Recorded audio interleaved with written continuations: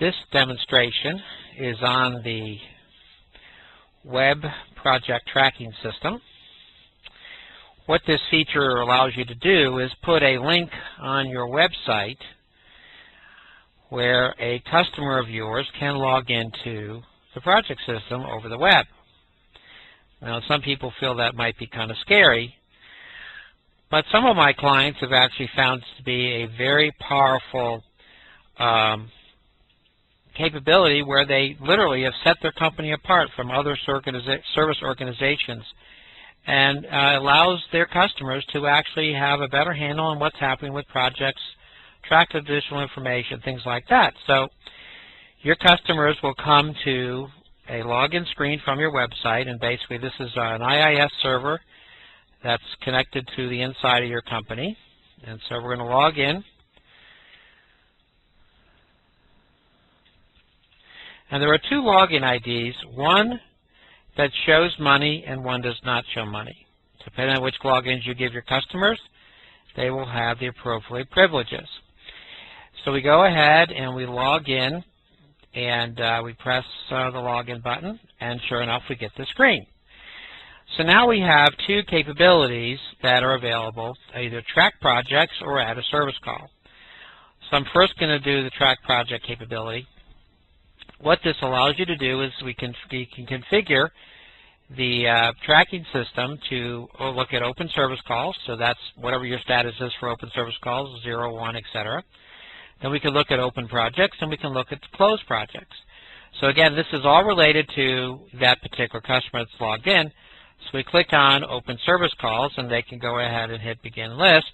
And the system would literally look at list and status and show us all the open service calls. So there would be a project there. And if we clicked on this link right here, we could actually then look at the details of this particular project. So it's currently a service work to do project, and the salesman is this, and so forth, and the project came in this date.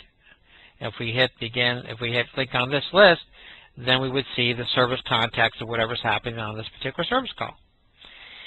Now, if we go back to track projects a second time, we want to look at open projects. We click over here, click on open projects, and now this would be, and you could also do a date range similar to list and status in date. We just go ahead and click on this right there, and there would be a list of all the projects that are in the open projects. And if we clicked on this link right here, then we would have a list of all the components. Again, this particular permission has prices, so you in fact see prices here.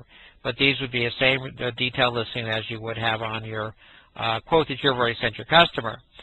Now, the cool thing about this is that if we back up and we go and look at closed projects, the next capability that this brings to the table is the ability for a person to look at further detail on a project. So if I click on this particular project, click over here, and we see the details of all the part numbers in a project that the customer's already got a quote on.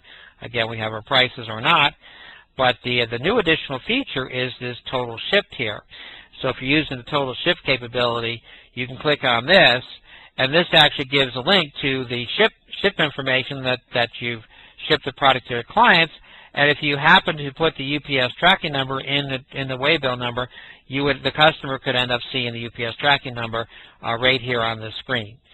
So this is a very powerful capability to allow you to help your customers learn about exactly what's happening with their projects.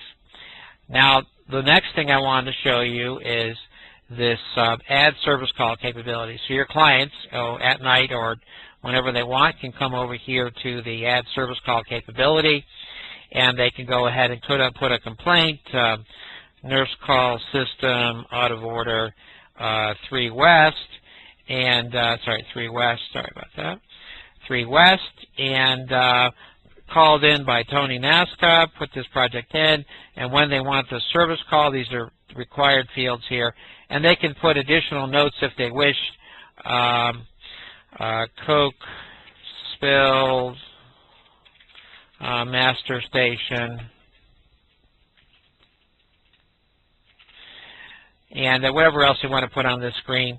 And then when they hit submit, we click on submit project, and they get the next project number. There's your project number, and they get effectively a receipt and they could print this off, and that's their service ticket.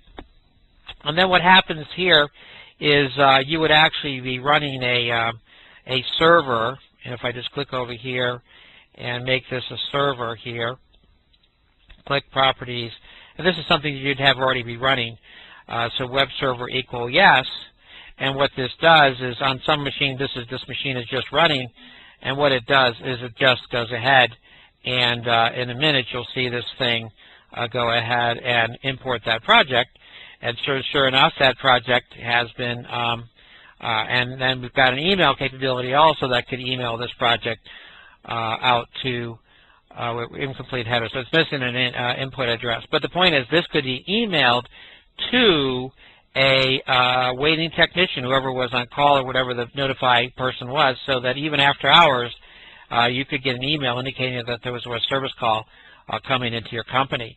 And then if we just go to normal list and status and look at service work to do, we see here, right here, our new service call, 3 West out of order, and it's appeared on a desktop as a new project sitting in a specific status. In fact, what we do suggest is you actually create a separate little status or whatever that indicates that there's special web service calls versus normal service calls.